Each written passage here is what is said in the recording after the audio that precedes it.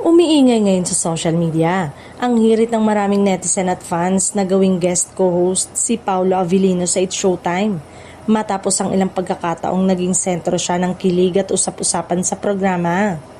Marami ang naniniwalang bagay na bagay umano ang aktor sa masayang atmosphere ng noontime show.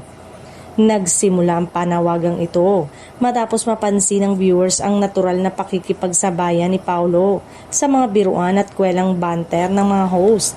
Kahit kilala siya sa mga seryoso at dramatic na role, marami ang nagulat sa ipinakita niyang pagiging game at komportable sa harap ng live audience.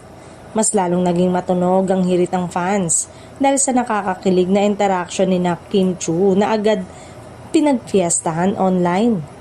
Marami ang nagsasabing may kakaibang charm si Paolo kapag nasa noontime setting, dahilan para mas marami pang viewers ang maengganyong tutok sa programa. May ilang netizen pa ang nagsabing pwedeng maging refreshing addition si Paolo sa hosting lineup kahit special guest co-host lamang.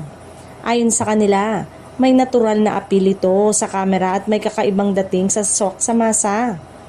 Sa kabila ng matinding clamor, wala pa ring opisyal na pahayag mula sa kampo ng aktor o sa management ng programa kung may plano ba itong matuloy. Gayunpaman, hindi maikakailang malakas ang suporta ng fans na gustong makita siyang mas madalas sa noontime show. Sa ngayon, patuloy ang excitement ng mga taga-suporta habang inaabangan kung pagbibigyan nga ba ang kanilang kahilingan.